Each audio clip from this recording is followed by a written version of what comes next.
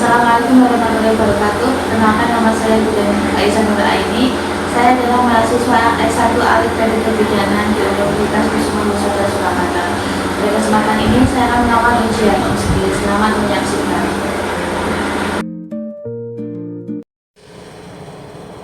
Assalamualaikum. Waalaikumsalam Bu. Mari silakan masuk. Silakan duduk. Perkenalkan, nama saya Budian Aisyah Nur Aini yang bertugas pada siang hari ini. Ada yang bisa saya bantu?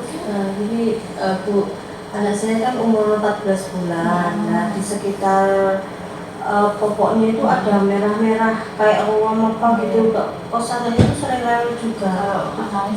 Saya jadi kayak takut itu apa gitu loh Bu. Sebelumnya dengan ibu siapa ya? Saya ibu I.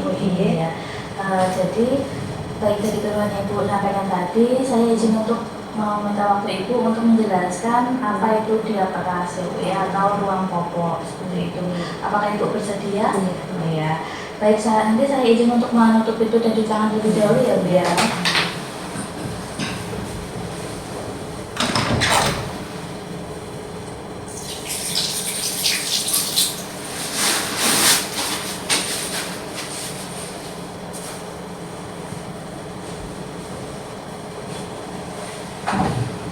Jadi yang pertama ya Bu ya, pengertian dari diaperas atau ruang popok adalah peradangan pada kulit yang terjadi pada area popok itu tersebut. Kemudian hampir sebagian besar bayi pernah mengalami masalah tersebut ya Bu, jadi Bu tidak usah khawatir. Kemudian ruang popok seperti ini ya Bu ya, saya tunjukkan ya Bu ya, kayak gini ya Bu ya. Ya. Kemudian ruang popok itu pada umumnya dialami pada bayi usia 4-15 bulan gitu. Tapi itu tidak apa ya Bu ya. Terus kemudian penyebab diaperas itu biasanya karena kebersihannya yang tidak terjaga seperti itu. Terus sering buang air kecil, kemudian bayi sedang mengkonsumsi antibiotik atau bayi yang mendapatkan antibiotik dari air susu ibunya, itu biasanya juga berpengaruh ke si bayi seperti itu. Kemudian tanda-tanda diaperas yaitu kemerahan pada daerah kulit yang terkena popok, kemudian biasanya di pantat atau di kemaluan atau di selangkangan itu ya Bu ya, biasanya area-area yang lembab seperti itu.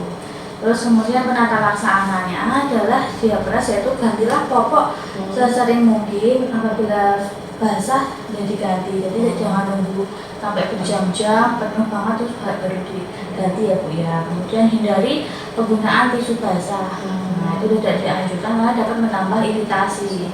Jadi sebaiknya dengan menggunakan wastafel apa saja, apa dikasih air hangat ya Bu ya, terus dilap gitu.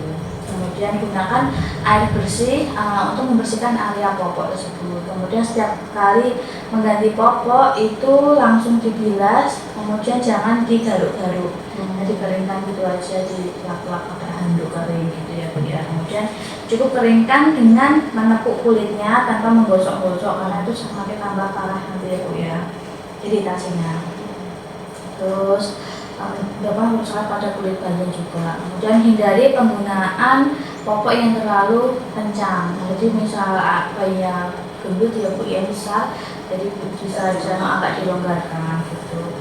Kemudian tidak disarankan untuk menggunakan baby oil kayak gitu ya Bu ya, terus atau lotion untuk mengurangi ruang popok itu juga sebaiknya dihindari, karena bayi yang sangat sensitif ya Bu ya kulitnya, jadi takut tambah parah.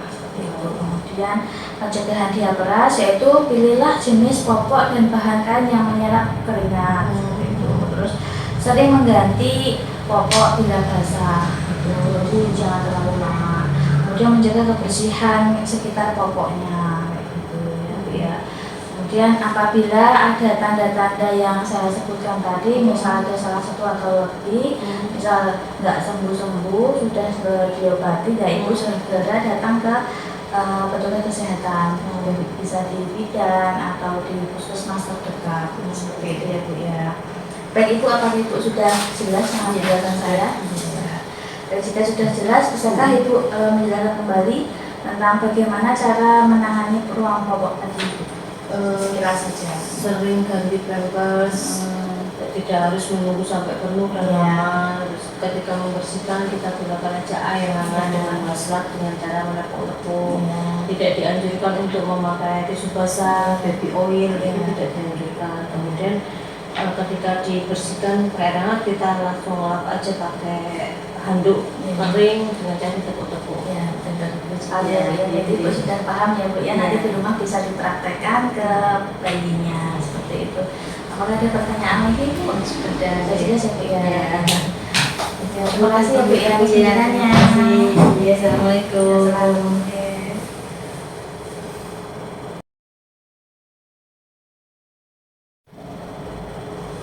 Assalamualaikum. Waalaikumsalam, Bu. Mari, Bu. Silakan masuk, silakan duduk. Perkenalkan, Ibu, nama saya Bu Pak Jainur Aini. Yang bertugas pada siang hari ini ada yang bisa saya bantu.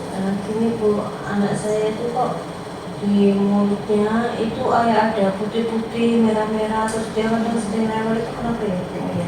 Baik, dari keluhan yang Ibu sampaikan tadi, saya izin untuk meminta waktu Ibu ya, Bu ya, untuk menjelaskan tentang apa itu oral touch ya, Bu ya, atau yang Ibu keluhkan tadi. Apakah Ibu bersedia? Ya. Baik, saya izin untuk menutup pintu dan silakan lebih dahulu ya, Bu ya.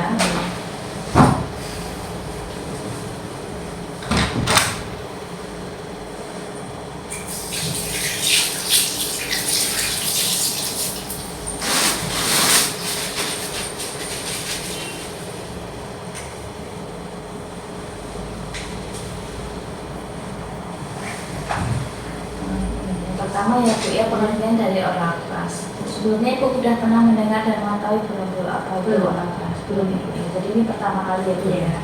Dan jadi oral touch itu atau jamur di selaput lendir langit-langit mulut bayi ya, Bu, seperti ini ya, Bu ya. Itu biasanya berada di lidah atau kadang-kadang di langit-langit bagian mulut atas atau gusi seperti itu. Kemudian gejalanya yang pertama yaitu tampak bercak keputihan, kemudian pada mulut, kemudian bayinya itu kesulitan untuk menolak untuk minum susu atau minum susu dengan dot seperti itu. Terus karena itu karena bekas susu juga, jadi penumpukan bekas susu itu terus jadi jamur di mulut karena jarang dibersihkan seperti itu. Kemudian luka-luka yang banyak pada selaput mulut ya, Bu ya, sampai di bibirnya itu biasanya memutih menyerupai bekuan susu yang sudah melekat, dan bila dihilangkan akan berdarah. Bila luka benjolan kecil itu menyerang sejak bayi sampai anak-anak yang berlangsung lama, itu hingga beberapa tahun akan menyerang kulit ya, Bu ya, kalau tidak tertangani. Terus gejala yang muncul adalah suhu badannya biasanya bisa sampai 40 derajat, padahal 37,5 jam sudah pas-pas ya, Bu ya. Terus mesti bayinya itu rewel, Bu, terus tidak mau makan, tidak mau minum susu, terus kalau misalnya makannya dimuntahkan, itu seperti itu. Kemudian bahkan ASI pun kadang dia nggak mau karena tidak nyaman dengan mulutnya tadi. Kemudian bayi banyak mengeluarkan liur. Soalnya kan kalau gondrong ini kan sakit perut ya, Bu ya. Gitu. Terus bayi tampak gelisah, itu juga rewel tadi. Terus upaya agar oral keras atau jamur itu tadi tidak terjadi pada bayi, yaitu yaitu mencuci bersih botol dan dot susu ya, Bu ya. Jadi sebenarnya habis dicuci bersih kemudian direndam dengan air yang mendidih gitu.